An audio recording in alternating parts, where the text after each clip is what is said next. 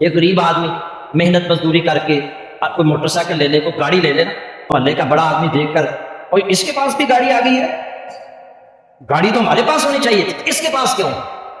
دیہاتوں کے اندر کسی غریب آدمی کا، جیسے ہمارے یہاں مشہور ہے کمی کمین کا، کوئی بچہ پڑھ لکھ کر آگے بڑھ جائے تو وہاں کے جو چودھری صاحبان ہیں وہ اس سے حسد کا شکار ہو جاتے ہیں کہ ہم جٹ ہیں، ہم فلاں ہیں، ہم فلاں ہیں، اور یہ آگے بڑھ گیا ہم سے۔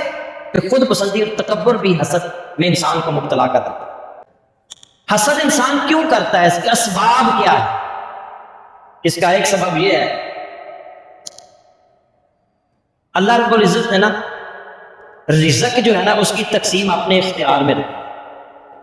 اللہ جس کو چاہتا ہے رزق کشادہ دے دیتا ہے، جس کو چاہتا ہے رزق کم دیتا ہے۔ ان اللہ یبسط الرزق لمن یشاء من عبادہ ویقدر لہ ان اللہ بکل شیء علیم۔ اللہ اپنے بندوں کے لیے جس کے لیے چاہتا ہے رزق وسیع کر دیتا ہے، ویقدر لہ، اور جس کے لیے چاہے کم کر دیتا ہے۔ ان اللہ بکل شیء علیم، اللہ ہر چیز سے خوب واقف ہے۔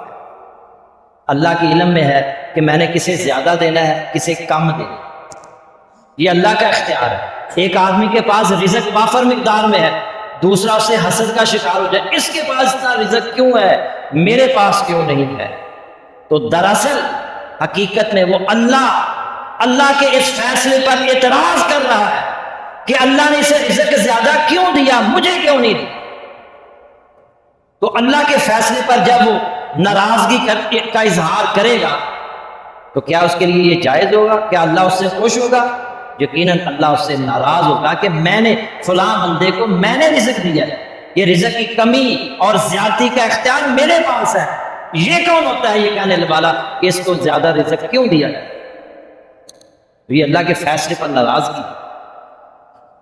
بعض اوقات انسان تکبر کی وجہ سے، خود پسندی کی وجہ سے بھی حسد کا شکار ہو جاتا ہے۔ ایک غریب آدمی محنت مزدوری کر کے کوئی موٹر سائیکل لے لے، کوئی گاڑی لے لے نا، تو محلے کا بڑا آدمی دیکھ کر اور اس کے پاس بھی گاڑی آ گئی ہے، گاڑی تو ہمارے پاس ہونی چاہیے تھی، اس کے پاس کیوں؟ دیہاتوں کے اندر کسی غریب آدمی کا، جیسے ہمارے یہاں مشہور ہے کمی کمین کا، کوئی بچہ پڑھ لکھ کر آگے بڑھ جائے تو وہاں کے جو چودھری صاحبان ہیں وہ اس سے حسد کا شکار ہو جاتے ہیں کہ ہم جٹ ہیں، ہم فلاں ہیں، ہم فلاں ہیں، اور یہ آگے بڑھ گیا ہم سے۔ یہ خود پسندی اور تکبر بھی حسد میں انسان کو مبتلا کر دیتا ہے۔ اسی طرح مال و دولت میں ایک دوسرے سے آگے بڑھنے کی کوشش، یہ بھی ایک سبب ہے۔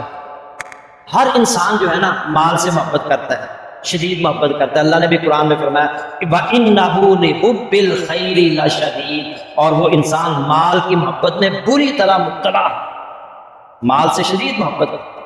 اور اللہ کے نبی صلی اللہ علیہ وسلم کا بھی فرمان ہے، اگر آدمی کے پاس مال سے بھری ہوئی 2 وادیاں ہوں، وہ چاہے گا کاش میرے پاس تیسری بھی ہو۔ آدمی کے پیٹ کو صرف قبر کی مٹی ہی بس، بخاری مسلم کی حدیث۔ تو ہر انسان مال سے محبت کرتا ہے، وہ مال میں ایک دوسرے سے آگے بڑھنے کی کوشش کرتا ہے۔ وہ دیکھتا ہے فلاں کے پاس اتنا مال ہے، کوشش کرتا ہے کہ میرے پاس بھی زیادہ مال۔ اور آج ہم اگر معاشرے میں دیکھیں تو سب زیادہ تر کی توجہ یہی ہے کہ میں کس طرح، جس طرح وہ مال بنا رہا ہے میں کیسے بنا سکتا۔ حضرت عبداللہ بن عمر بن عاص رضی اللہ تعالیٰ عنہ بیان کرتے ہیں کہ رسول اللہ صلی اللہ علیہ وسلم نے فرمایا جب تم پر فارس اور روم کے خزانے کھول دیے جائیں گے تو تم لوگ کیا کرو؟ آپ نے صحابہ سے سوال کیا کہ جب روم اور فارس کے خزانے تم پر کھول دیے جائیں گے تو تم کیا کرو گے؟ تو عبد الرحمن بن عوف رضی اللہ تعالیٰ عنہ کہنے لگے نقول کما امرنا اللہ، ہم وہی کہیں گے جس کا اللہ نے ہمیں حکم دیا ہے، ہم وہی کہیں گے، وہی کریں گے جس کا اللہ نے ہمیں حکم دیا ہے۔ اللہ کا شکر ادا کریں گے، اس سے مزید فضل و کرم کا سوال کریں گے۔ تو آپ نے فرمایا او غیر ذالک، یا اس کے علاوہ کچھ اور بھی تمہاری حالت ہوگی؟ پھر آپ نے فرمایا تتنافسون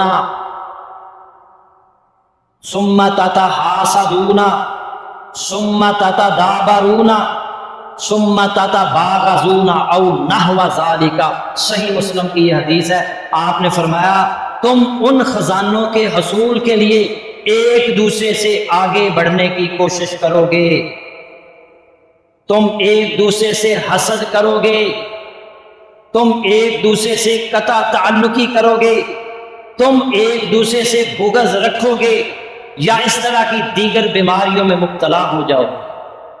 آج یہی صورتحال، ہم ایک دوسرے سے مال میں آگے بڑھنے کی کوشش کرتے ہیں، پھر اس وجہ سے ایک دوسرے سے حسد کرتے ہیں، پھر اسی حسد کی وجہ سے ہم آپس کے تعلقات خراب کر لیتے ہیں، تعلقات توڑ دیتے ہیں، رشتہ داری توڑ دیتے ہیں، ایک دوسرے سے بغض کا شکار ہو جاتے ہیں۔ بغض کہتے ہیں دل کے اندر بیر رکھنا، عداوت اور دیگر بیماریوں میں مبتلا۔ تو یہ مال و دولت اگر اللہ نے کسی کو دیا ہے تو یہ اللہ کی مرضی ہے، تو ہمیں اللہ سے سوال کرنا چاہیے اس بندے سے، حسد کا شکار ہونے کے بجائے۔ اللہ تو تمام خزانوں کا مالک ہے، تمام خزانے رب کے پاس ہیں، اس لیے اللہ سے سوال کریں، اللہ سے فضل، واسأل اللہ من فضلہ، اللہ سے اس کا فضل مانگیں۔ آپ صلی اللہ علیہ وسلم نے فرمایا ان قریب میری امت کو پہلی امتوں کی بیماری لگ جائے گی۔ صحابہ نے کہا پہلی امتوں کی بیماری سے کیا مراد ہے؟ آپ نے فرمایا العشر والبطر والتکاثر، پہلی امتوں کی بیماری ناشکری، اکثریت ناشکری کا شکار، سب کچھ ہونے کے باوجود بھی کہتے ہیں ہمارے پاس کچھ نہیں۔